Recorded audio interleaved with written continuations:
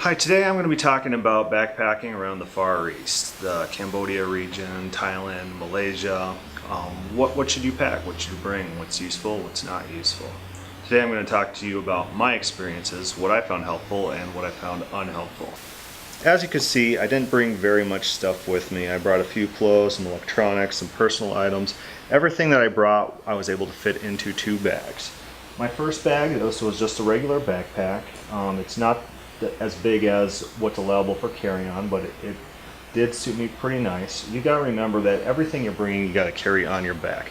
So everywhere you go, every place you stay, you're gonna be carrying this. You don't want one of those big backpacks that get in the way or hold you down at the airport or make your back all sweaty. You want small, transportable, and light stuff. This backpack was pretty nice.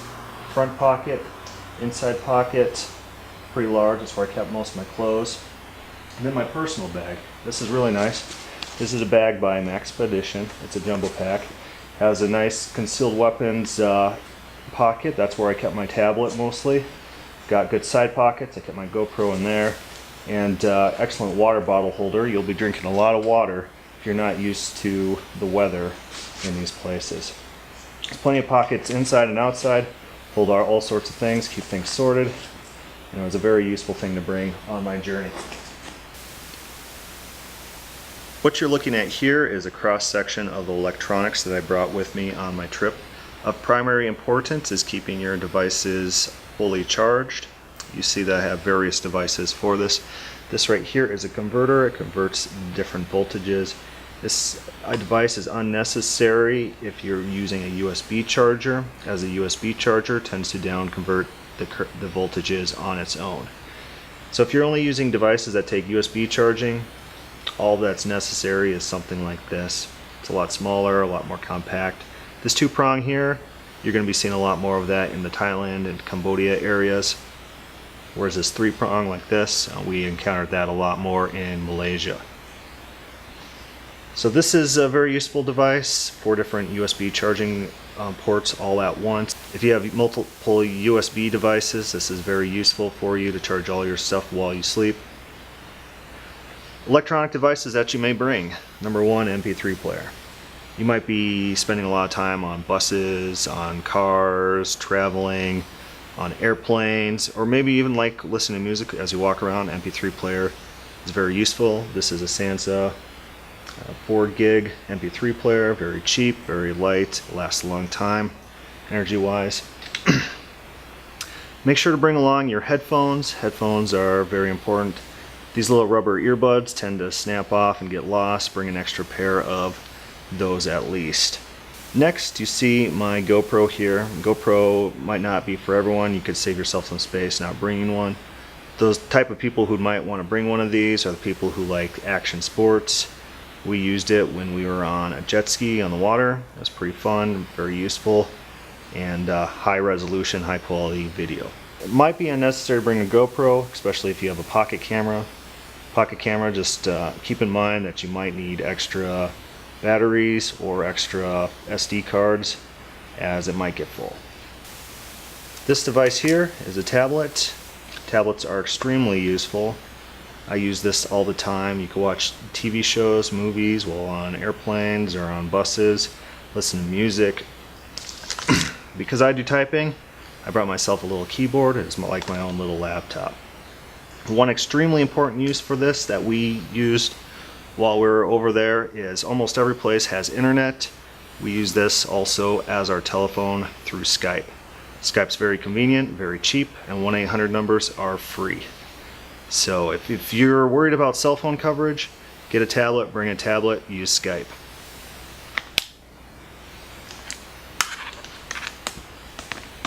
Of course, make sure to bring all the different cords and attachments for your various devices.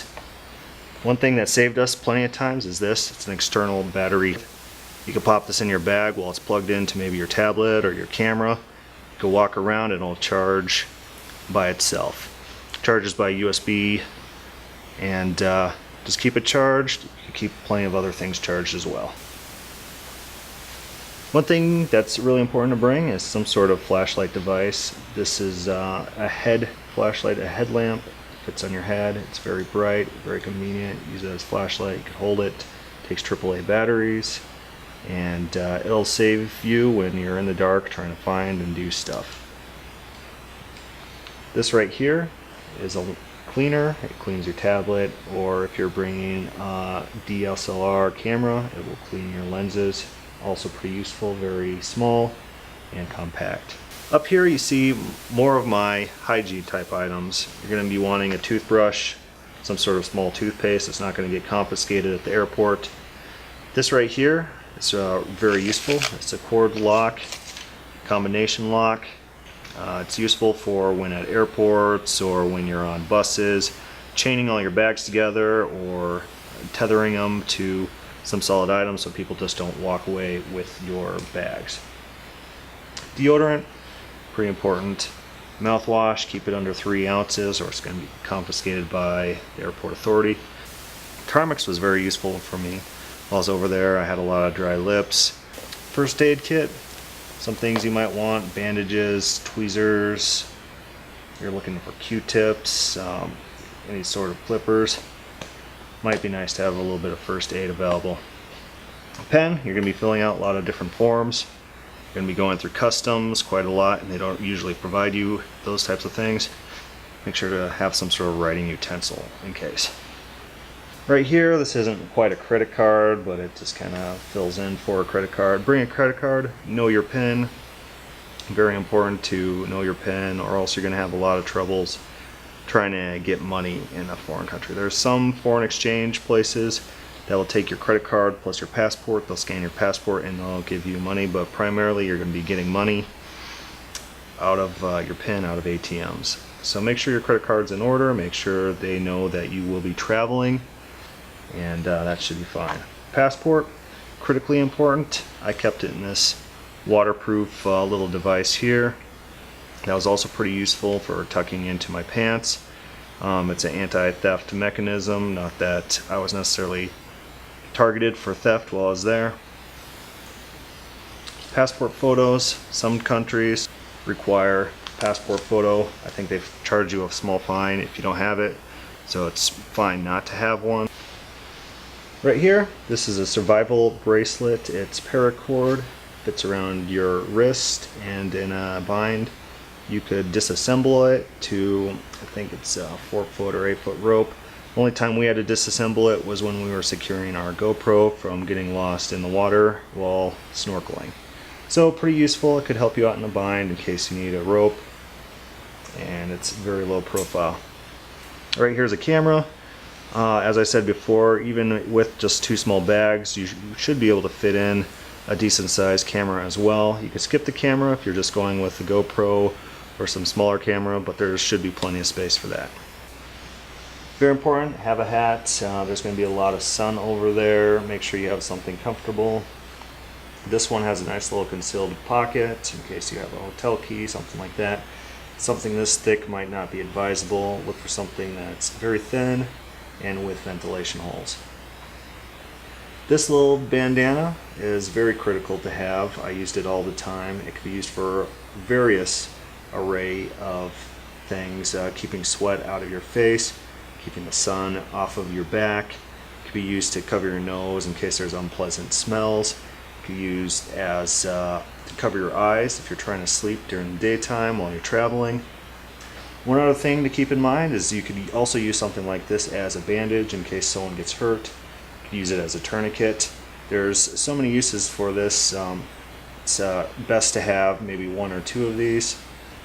Very useful.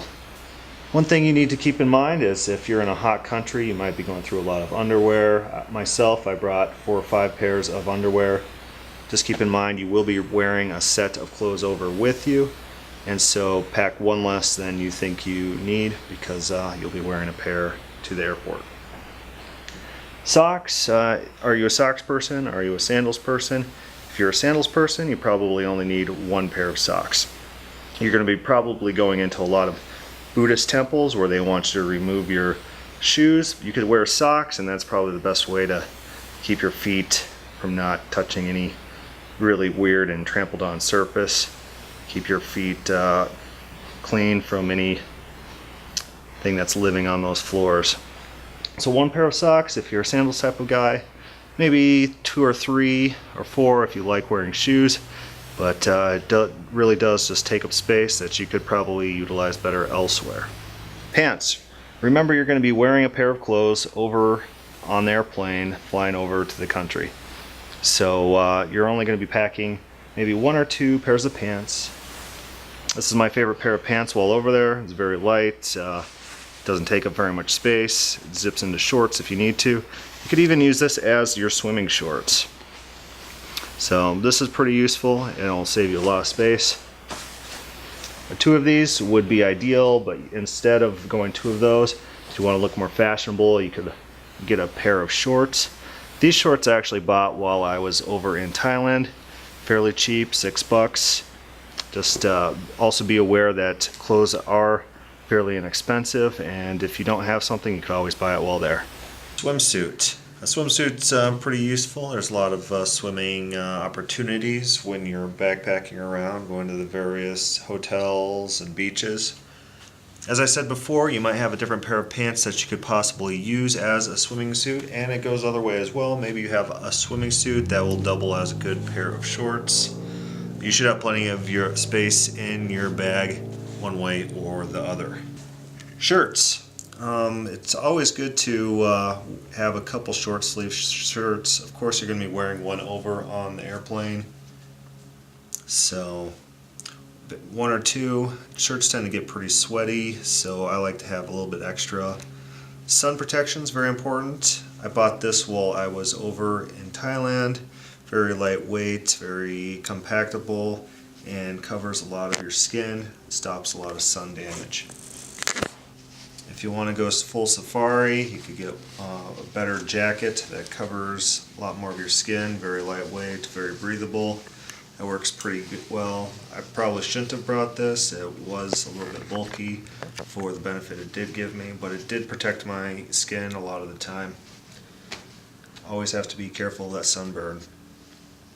This is pretty important. This is a sleeper shirt. This one right here, this is military issue.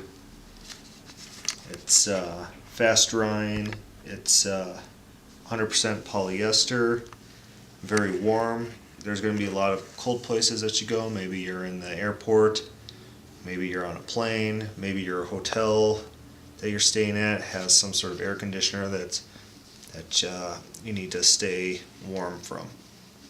So very important. You could use it as a pillow. Shoes. For the most part, you could get away with going with flip-flops. Maybe you want something that covers your heels more. Easier to walk in. Get something comfortable, lightweight. I brought canvas shoes as well. My canvas shoes dried fairly fast, so that was good. But you could get away with flip-flops if that's your thing. Just keep in mind, this is not the only stuff you'll be packing around. Once you hit the ground, wherever it is you're going, go to a store, get some sunscreen. Sunscreen is very important. You might need some bug repellent. We didn't encounter too many bugs, so it wasn't as important to get. Poncho is pretty important. You might be able to pick one up for about $1, US dollar, almost anywhere you go. So get a poncho before it starts raining. Those are pretty lightweight and as well, easy to pack away. Other than that, let's put everything in the bags and show you how much space you got and how easy this is to carry. Here are the bags all packed. As you can see, there's plenty of space left. Let me show you that. Enough room for extra clothes, extra trinkets, whatever you need. Plenty of space in this bag too. I got all my chargers in here. I got all my personal hygiene stuff in there. First aid kit in there. We had enough space for a large DSLR camera in here. Enough space for a GoPro here with my headlamp here. Pocket camera here. And various cords. And external battery pack. And of course, my tablet back here. So with this setup, you're going to have plenty of space to put everything you need and more. I suggest leaving a little bit of extra room because you probably will want to be taking back a few things with you. One thing about clothes You will have opportunities to do laundry. There's plenty of places that do laundry for you.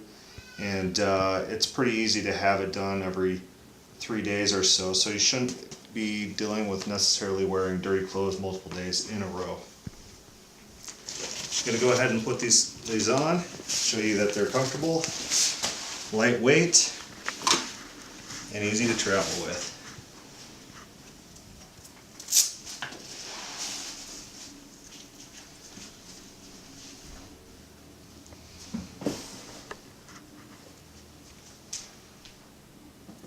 There you have it. Perfect setup for backpacking around indefinitely in the Far East.